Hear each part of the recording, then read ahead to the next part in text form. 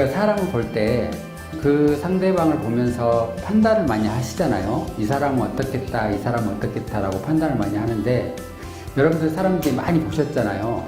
사람들 보시면 대체적으로 좀 성향이 어떻겠다라고 하는 것을 파악하실 수 있나요? 상대방이 스트레스를 받았느냐 안 받았느냐, 이것은 상대방의 피부 상태를 보면 알 수가 있거든요. 그러니까 어떤 때는 좀 얼굴이 시커멀 때가 있잖아요. 그러면 스트레스를 많이 받은 거예요. 또 어떨 때는 밝을 때가 있고, 그럴 때는 스트레스를 좀 적게 받았다라고 보시면 돼요. 그래서 상대방의 피부 상태를 보고 그 사람의 스트레스 상태를 알 수가 있습니다. 그리고 미의식 있잖아요. 미의식. 아름다움, 이 아름다움의 의식의 상태. 미자 보면 이 한자 플러스 이 한자예요. 이게 이 한자가 무슨 한자인지 아시죠? 양이에요, 양. 여기는 큰 대. 그러니까 양이라고 하는 동물을 보면 털도 쓰고 고기도 쓰고 뼈까지도 다 써요. 모든 것을 다 써요. 그래서 모든 것을 다 쓰는 양에다가 큰 대자를 적어 놓은 거예요.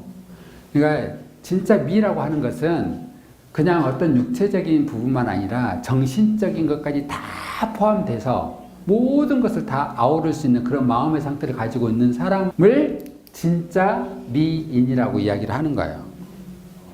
그러니까 어떠한 프레임 안에 기준을 정해놓고 모든 사람을 거기다 넣어야 되는 거예요. 그게 미인이 돼버린 시대가 돼버린 거예요. 근데 사실 그게 잘못된 거잖아요.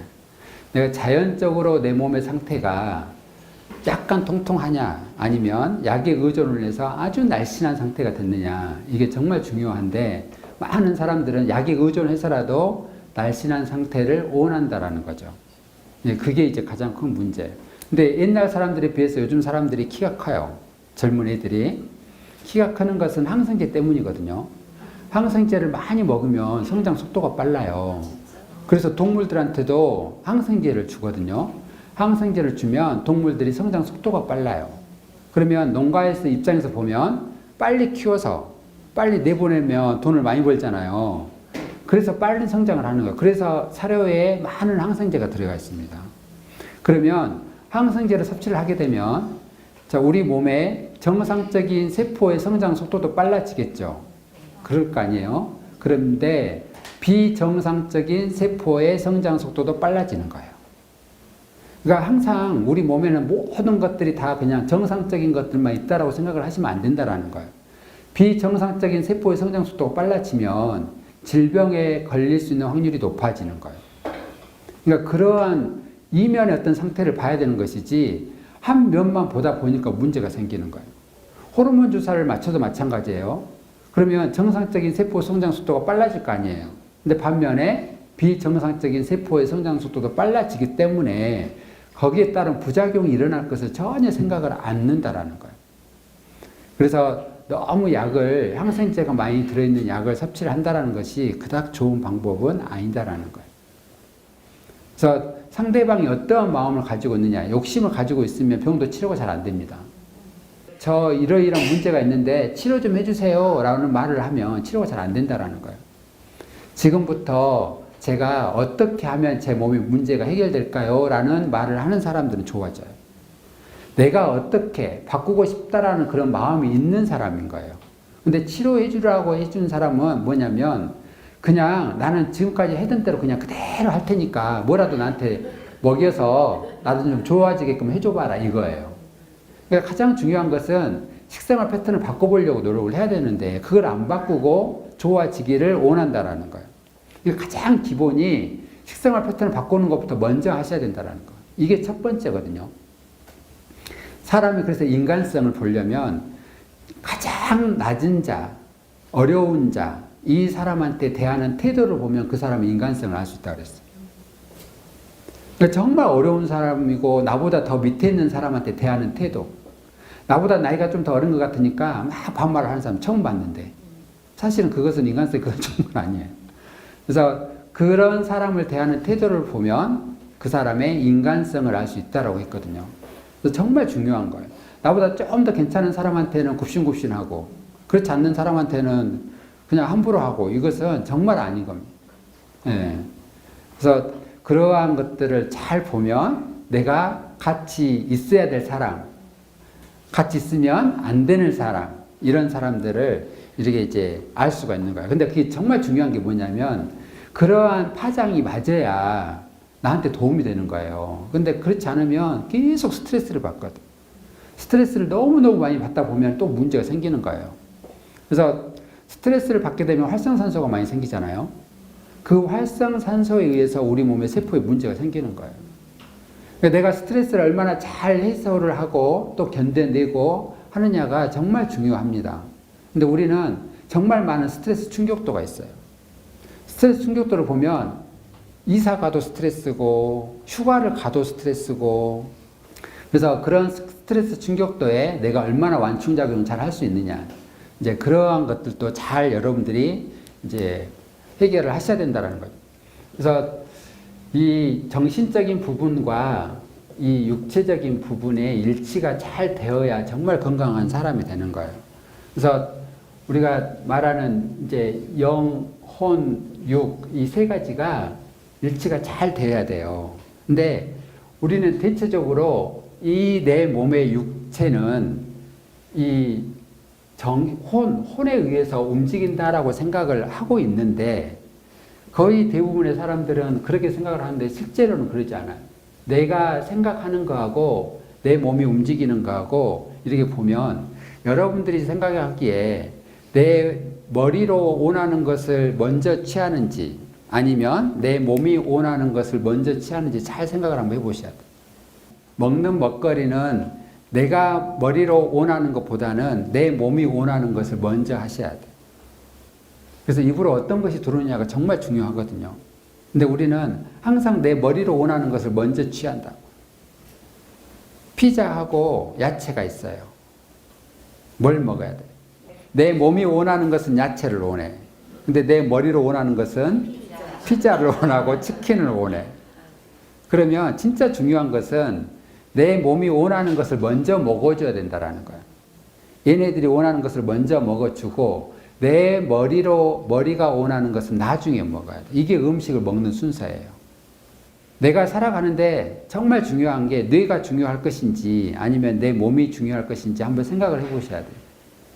몸이 죽으면 뇌는 살아요, 죽어요? 몸이 죽으면 뇌는 살 수가 없습니다. 몸만 살아있으면 뇌는 죽어있어도 나는 산다고. 뇌사인 사람도 몸이 살아있으면 여기는 죽어있어도 그냥 계속 그렇게 가. 그러니까 중요한 것은 내 몸의 상태가 중요한 것이지 여기가 먼저 중요한 건 아니에요. 근데 여기에 너무 많이 끌려가 버린다는 거. 그래서 먹는 것은 일단 내 몸에서 원하는 것을 먼저 드시는 것을 먼저 해보시라는 거. 그리고 내가 원하는 것을 나중에 먹는 거. 그러니까 애들이 엄마 피자 먹고 싶어요 라고 하면 먼저 야채를 먼저, 과일을 먼저 먹이는 습관부터 바꾸셔야 된다는 거. 그 다음에 피자 먹는 것은 괜찮아요. 야채, 과일 먼저 먹고 그 다음에 빵 먹고 야채, 과일 먼저 먹고 그 다음에 햄버거 먹고 이런 것은 괜찮다고. 근데 먹는 순서가 바뀌어서 문제인 거예요.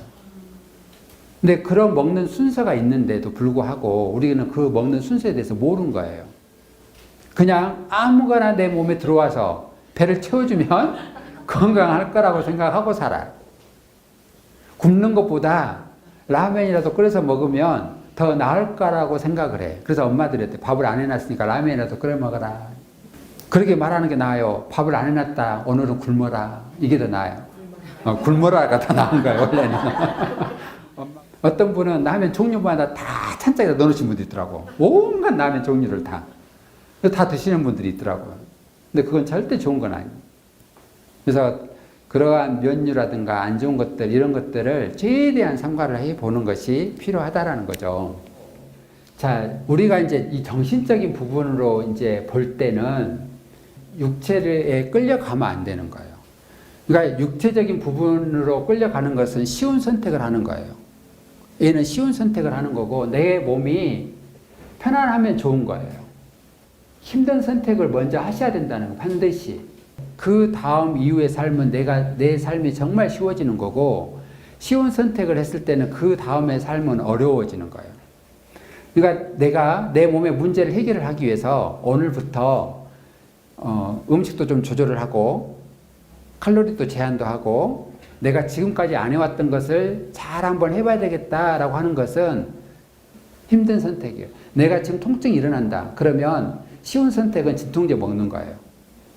그런데 힘든 선택은 내가 지금 일어나는 통증, 내 몸에 어떤 신호, 잘못되어 있는 그런 부분에 대해서 신호니까 고통, 통증이 일어났을 때 진통제로 증상만 없애는 일은 안 한다라는 거예요. 그래서 항상 내가 지금 힘든 선택을 했을 때 내 이후의 삶은 쉬워질 것이다라는 것을 꼭 기억을 해야 되는데 많은 사람들이 바로 쉬운 선택을 하는 거예요. 지금 당장. 그래서 지금 당장 배 아프면 소화가 안 되면 소화제 먹으면 돼. 그리고 아프면 진통제 먹으면 되고 열나면 해열제 먹으면 되고.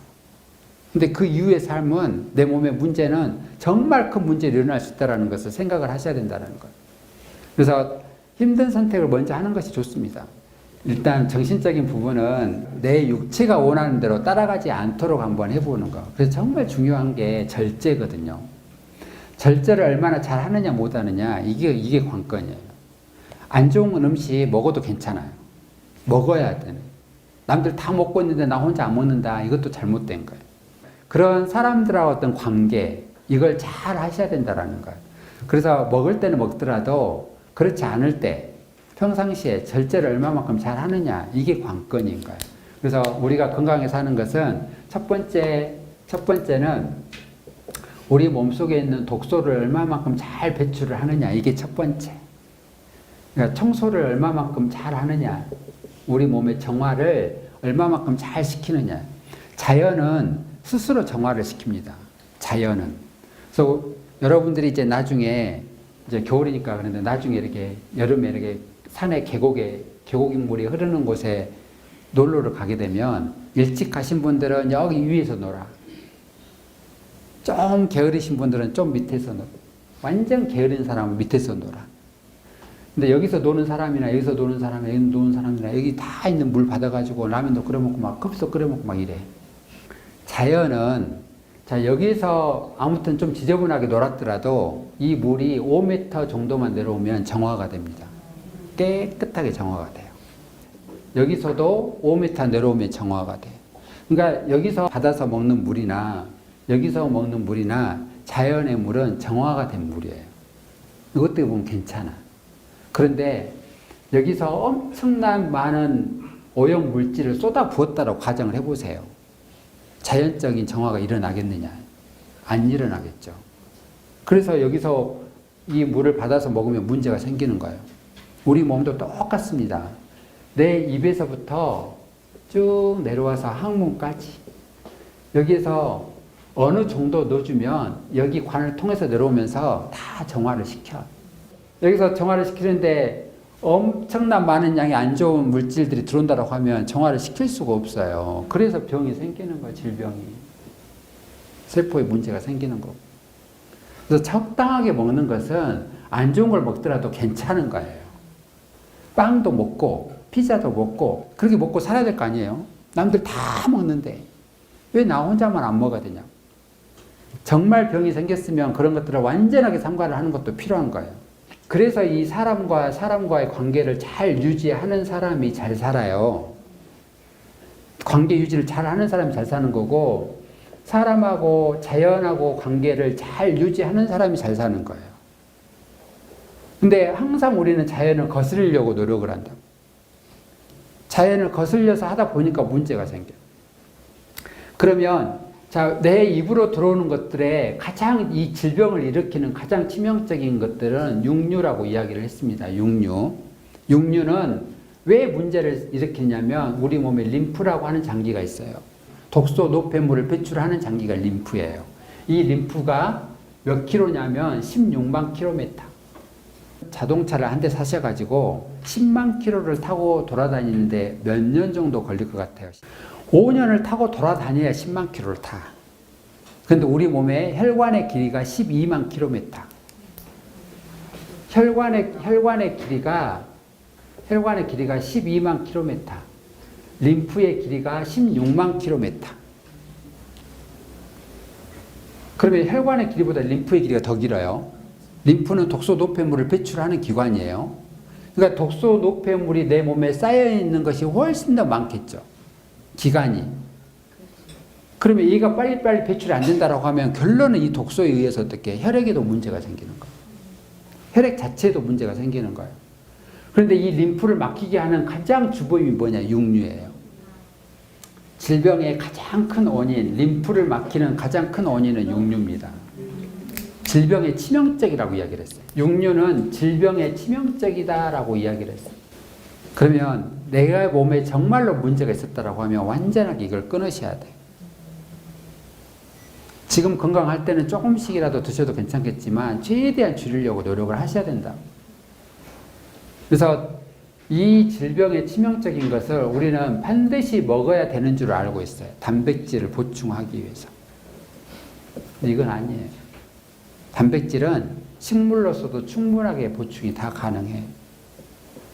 절대 문제가 생기지 않아요. 동물도, 육식을 하는 동물들도 초식하는 동물들을 잡아먹지, 육식하는 동물들이 육식을 하는 동물을 잡아먹지는 않습니다. 우리는 동물이에요. 동물이니까 균형을 맞추려면 식물을 취해야 되는 것이지 동물을 취하는 것은 아닌 거예요. 그래야 균형이 맞춰지는 거예요. 그래서 균형을 잘 맞추는 삶이 필요해요. 그게 밸런스. 그래서 이 단백질을 보충하기 위해서 우리는 꼭 동물을 먹어야 된다라고 하는 고정관념은 버리셔야 됩니다. 자, 그러면 모든 육류는 질병의 치명적이라고 그랬어요. 자, 우유는 육류예요? 식물이에요? 먹어야 되겠습니까? 안 먹어야 되겠습니까? 계란은? 자, 계란은 육식이에요? 채식이에요? 그럼 먹어야 돼요? 안 먹어야 돼요? 뭐 육류는 다 포함이 되겠죠? 자, 그러면 물고기는 육류예요? 아니에요?